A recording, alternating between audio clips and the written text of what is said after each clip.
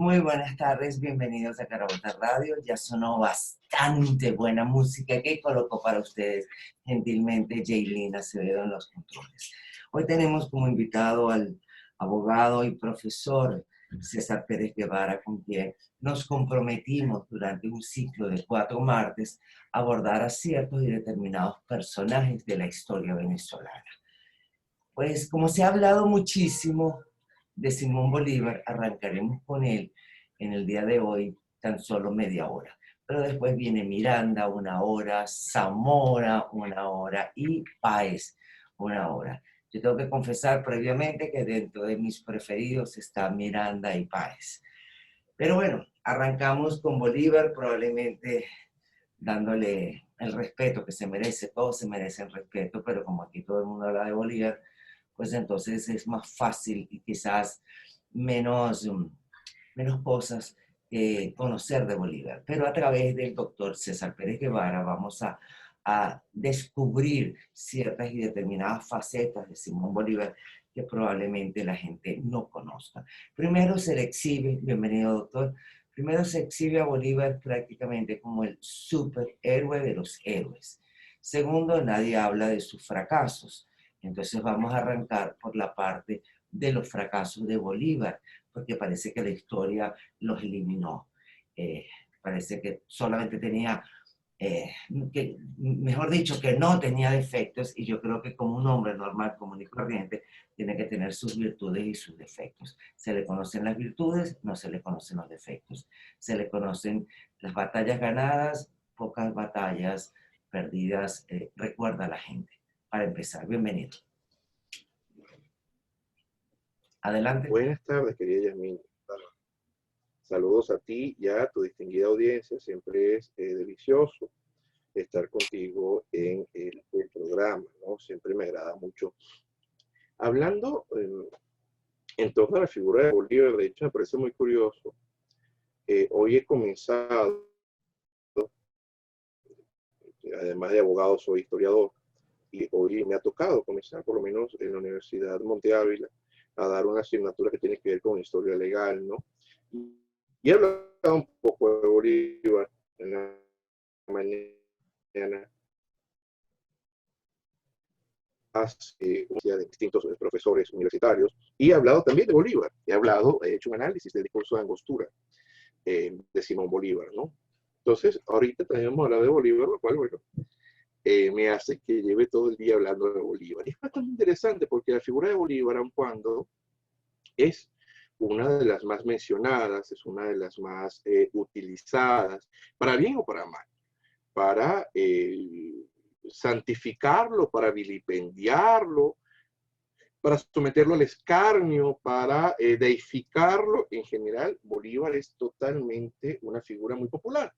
Pero lo que es más interesante, aún que esto, es que aun cuando es muy popular su figura, poco se sabe realmente de él a nivel histórico.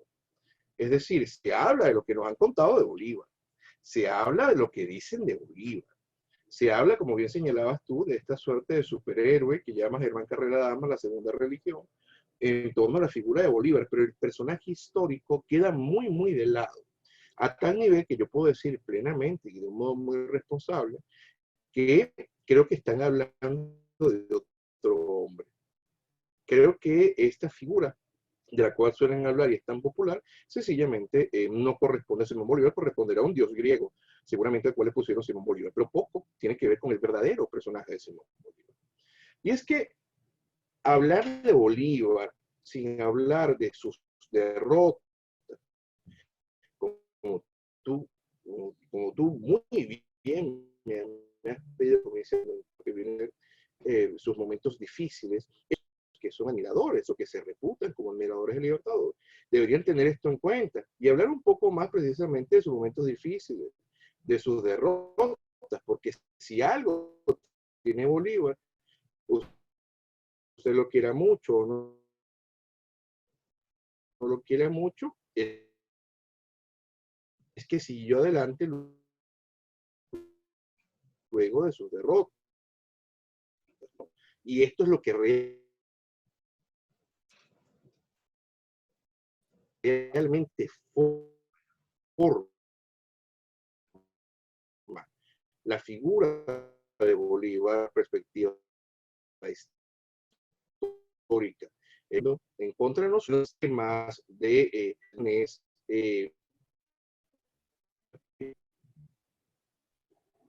Ahora fíjese, doctor, no sé si me está escuchando, tenemos el internet un poquitico lento. como venía diciendo, esta de los sistemas de la institución, de lo que es. Te escucho, te escucho, te escucho. Ah, ok. Entonces, Sigo adelante.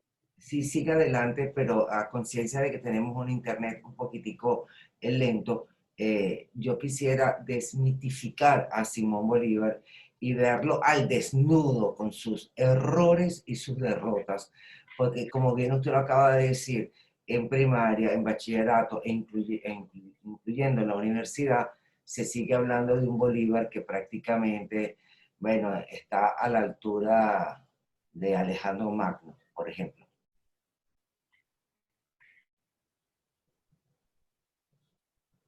¿Me escuchó?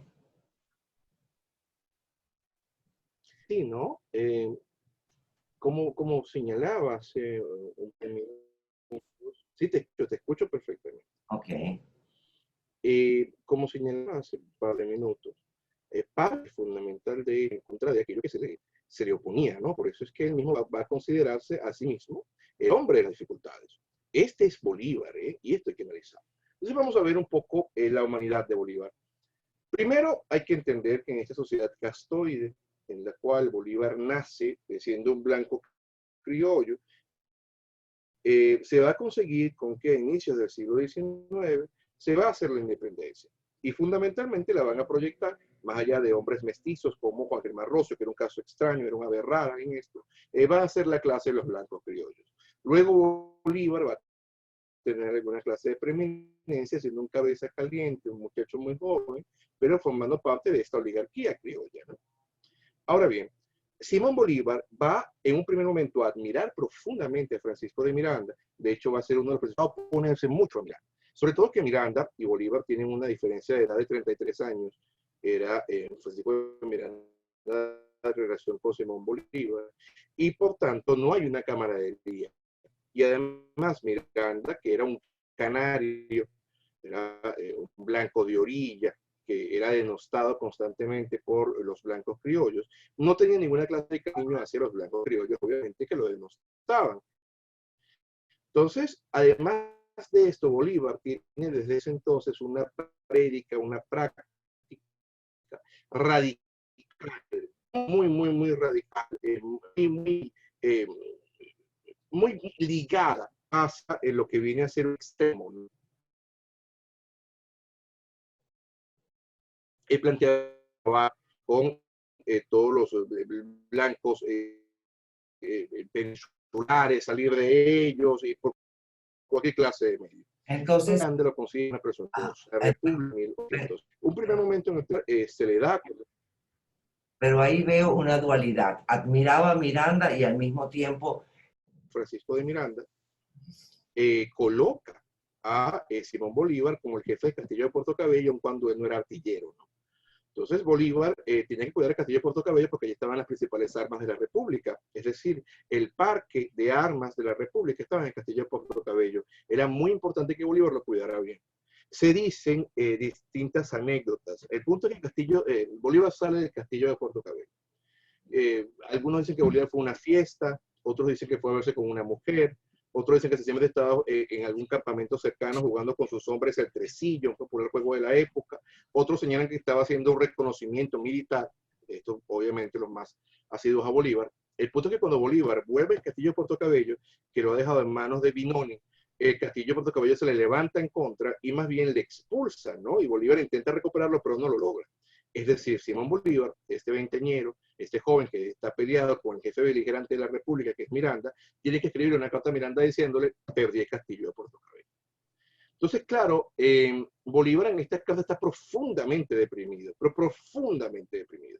Y le dice a Miranda que no se siente con ninguna clase de posibilidad de mandar a un hombre más, incluso plantea la posibilidad de licenciarse un tiempo del ejército, porque la cosa estaba muy complicada, ¿no? Y esto no va a ser más que uno de los hechos que junto con el terremoto de Caracas, las diferencias políticas en la Primera República y en general el miedo de la población en torno a lo que venían a ser los dichos de los sacerdotes, de que ser republicano era irte al infierno, van a hacer que caiga la Primera República y Miranda se rinda. Cuando Miranda se rinde, Miranda plantea el armisticio, no es un armisticio realmente, es una capitulación en la cual se rinden los miembros de la Primera República de Venezuela y otra vez le dan la primacía al gobierno español, ¿no? En este caso en manos del jefe beligerante, Domingo de Monteverde. Miranda planeaba irse del país y de hecho lo estaba esperando en el puerto de La Guaira, donde se encontraba Miranda por esto, un barco con un capital británico que lo iba a llevar fuera de Venezuela. Hay quien dice que Miranda bueno, hay quien dice no, Miranda lo había dicho, que él pensaba irse con buena parte del Tesoro Nacional para contratar mercenarios, contratar armas y volver otra vez a hacer la independencia, pero esta vez a su manera, ¿no? Claro, Bolívar lo ve desde su perspectiva, pues él ve, mira.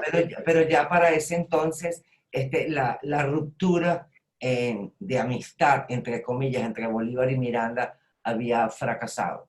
Ya estaba a su nivel más álgido.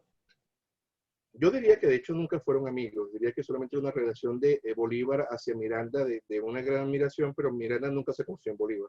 Entonces, claro, Bolívar ahora lo que siente es que para Miranda las cosas no se están haciendo como él las considera, cree que las puede hacer mejor, así que se va a ir a reemprenderlo todo a su modo, ¿no? O sea, ya Miranda no tenía mucha posibilidad, en esa época tener 60 años era ser un viejito, entonces Miranda tiene muy poco por delante, o se puede pretender muy poco por delante.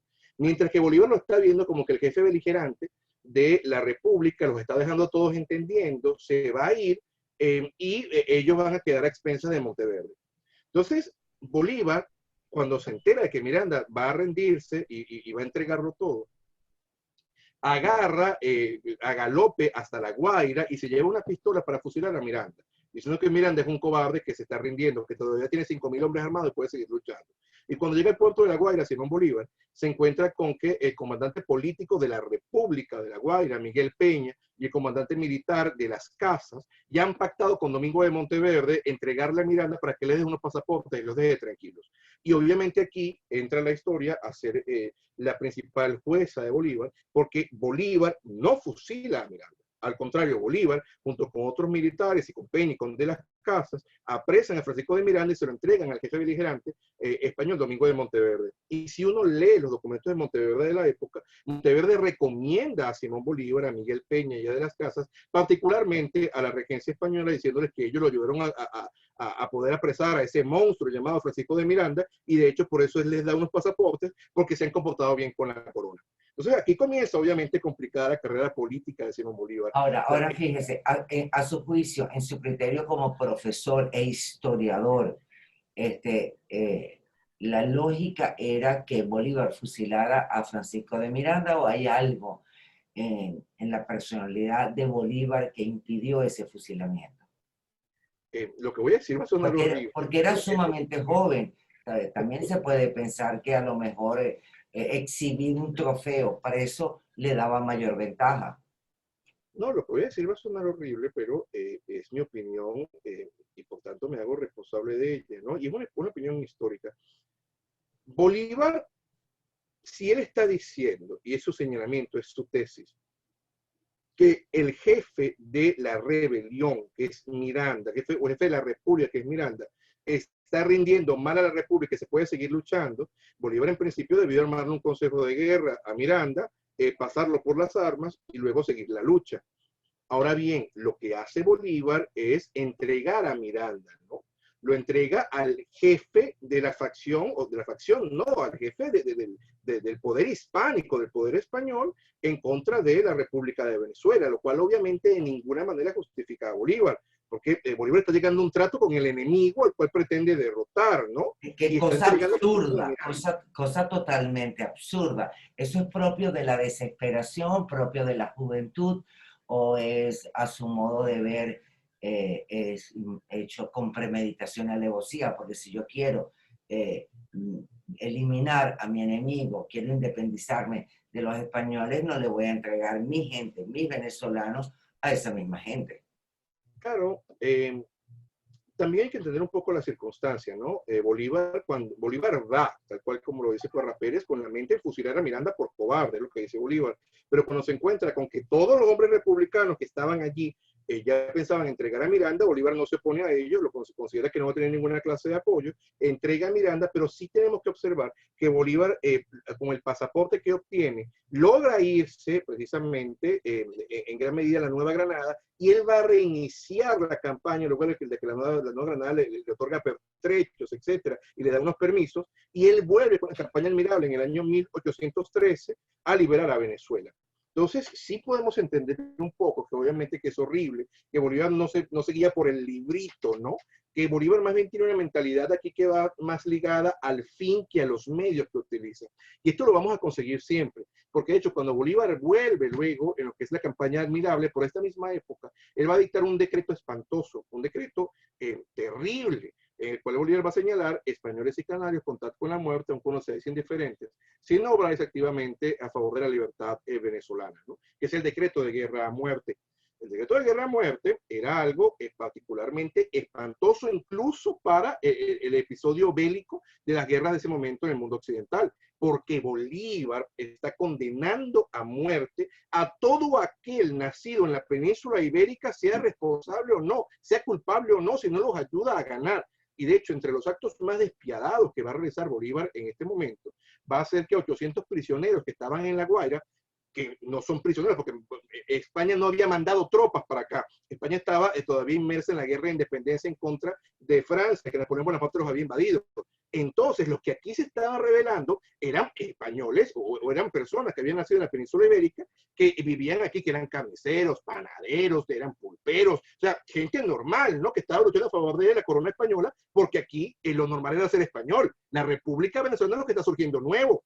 Entonces Bolívar agarra y a todos estos que están en contra de la República los manda a fusilar, y como no hay casi armas, como no hay casi pólvora, los manda a fusilar a punta de machete, ¿no? O sea, machete, cuchillos, de las maneras más horribles que te puedas imaginar. Y en general Bolívar mandaba pasar por las armas a todos los españoles o todos los hombres nacidos en la península ibérica que se conseguían. Lo cual, una vez más, te vas a dar cuenta entonces que evidentemente son hechos muy sanguinarios, y es por eso que hay autores como Madariaga, con el propio caso del coronel, yo se me he olvidado el nombre ahorita, que hablan de Bolívar como un hombre sanguinario, como un carnicero, porque Bolívar en efecto tuvo la responsabilidad y mandó a ejecutar a una gran cantidad de seres humanos por el mero hecho de que se le oponía. Entonces, este Bolívar obviamente nos lo borran de la historia y nos colocan solamente al Bolívar del discurso de Angostura, al Bolívar de unas frases sacadas de contexto, pero no nos muestran lo terrible que pudo llegar a ser Bolívar. Hay que recordar también. Si tuviera, profesor, bueno, no voy a retar porque nos quedan como 3 minutos, pero en 3 minutos vamos a tratar de dar un perfil de Simón Bolívar, así como cuando en el 6CPC, bueno, en el de aquí no, porque no hay muchos elementos, pero en cualquier, en el FBI, se les pierde o andan buscando un asesino en serie, muchas veces es lo que recurren a la práctica de llamar a un montón de criminólogos para que empiecen por dar el perfil, para saber hacia dónde va la búsqueda. Si tuviese que dar un perfil de Simón Bolívar, ¿cuáles serían los adjetivos que usted no pudiese obviar sobre el personaje? Además de haber sido venezolano, libertador, lo que ya conocemos. Yo lo que te diría, yo no llegaría tan lejos como por lo menos el caso de Francisco Herrera Luque, que incluye a Bolívar entre lo que él llamaba las personalidades psicopáticas, ¿no? Yo no voy a llegar hasta allá. Pero sí voy a considerar a Bolívar un poco un hombre de una ambición desmesurada, con una voluntad hierro, pero que era capaz de las cosas más terribles con tal de triunfar. Ese era Simón Bolívar. O sea, para usted, para Bolívar, el fin justificaba los medios. No importa lo que tenía que hacer con tal de obtenerlo.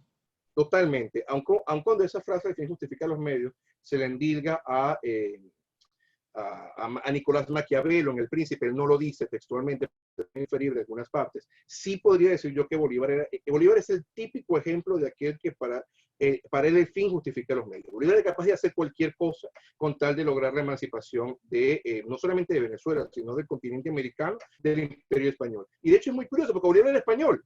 Esto muchas veces se nos olvida, pero es que Simón Bolívar nació en la Capitanía General de Venezuela y todo esto era España. Ellos son los que están, eso es como que hoy en día, pongo un ejemplo, es como que hoy en día, no sé, la gente de Maturín, de Monagas, digan, ¿saben qué? A partir de ahora, aquí vamos a hacer nada más monaguenses, vamos a hacer de Maturín y ya no seremos más venezolanos. Nos rebelamos en contra de Venezuela, que siempre nos ha explotado, así que venezolanos contacto con la muerte del pueblo se indiferente. Y se ponen a matar venezolanos. O sea, más o menos esto lo quiero trasladar, porque en efecto en la época no existía la idea de Venezuela como una entidad político-territorial aparte. No, éramos españoles que vivíamos aquí en esta provincia de ultramar. Esa es la cuestión, ¿no? Entonces, Bolívar reniega de lo español, aun cuando él viene de una casta directamente del País Vasco, de la Puebla de Bolívar, que tiene pero de una manera muy rancia la oligarquía de Venezuela en ese momento. Pero Bolívar odia lo español, odia todo lo que tiene que ver con lo español, y al contrario es bastante anglófilo, o sea, es muy admirado de los ingleses. Entonces, esto, que es una categoría en la cual Bolívar se niega a sí mismo, niega su tradición, creo que también hay que tenerlo muy en cuenta. Porque hay otros hombres que hicieron la independencia que no negaban lo español, pero hay, sobre todo en estos años 13 y 14, hombres como Vicente Campolías, que había nacido de hecho en la península ibérica, Bolívar, el propio Antonio Nicolás Briceño, que lo llamaban el diablo briceño, porque era uno de los sanguinarios más terribles de la época y era republicano. El caso de Arismendi, que todos los días mataba a 80 españoles en Caracas porque así lo había ordenado Bolívar, y eran panaderos, eran pulperos, era gente normal, ¿no? O sea, esto nos habla un poco de esta voluntad de Bolívar, independientemente de lo que significara. Pero este mismo Bolívar es el que también, cuando por lo menos están en una reunión en el sur, cuando ya Bolívar es el libertador también del sur, están enfrente de la alta clase, y José Laurencio Silva, uno de sus principales hombres, es pardo, y las damas no quieren bailar con él porque el hombre es pardo. Entonces Bolívar agarra, deja a la dama con la que está bailando, busca a José Laurencio Silva y se pone a bailar con él para incentivar que los demás bailen con él. Ojo, este era Bolívar. Bolívar es un hombre que es una paradoja total. Por una parte ves elementos o características muy simpáticas. Era un hombre que hablaba muy bien, tenía muchas ligerezas y muy buena confianza con los soldados, pero a la vez es infinitamente cruel. Una vez Bolívar, por lo menos, lo dice el coronel José de Austria, mandó a que unos soldados fueron a reconocer un terreno. Era muy complicado reconocerlo, y cuando llegaron todos moreteados, todos rotos, y cada uno por su parte. Y Bolívar los mandó a fusilar a todos porque no habían reconocido el terreno. Y le decían, pero señor, ya va, estos señores tienen familia. No importa, me lo fusilan a todos para dar ejemplo. Ese era Bolívar. Por eso es que en muy buena parte, sobre todo en lo que se llama la Segunda República de Venezuela, a Bolívar le desertaban los hombres porque le tenían más miedo a él que los españoles. Son cosas que no se dicen de Bolívar. Eso no se dice indiscutiblemente, pero doctor César Pérez Guevara, el tiempo es un verdugo en estos momentos, nos dice que tenemos que despedirnos, pero como el próximo martes retomamos y vamos con Miranda, podemos seguir un rato más entre Bolívar y Miranda para ver esa relación que hubiese podido ser padre e hijo, porque terminó siendo de enemigos. Y después seguiremos con los demás. Mil gracias al doctor César Pérez Guevara, profesor, historiador, filósofo, con quien tuve el honor de compartir hoy. Mil gracias. Gracias a ti, un fuerte abrazo. Nos vemos el martes. Gracias, gracias.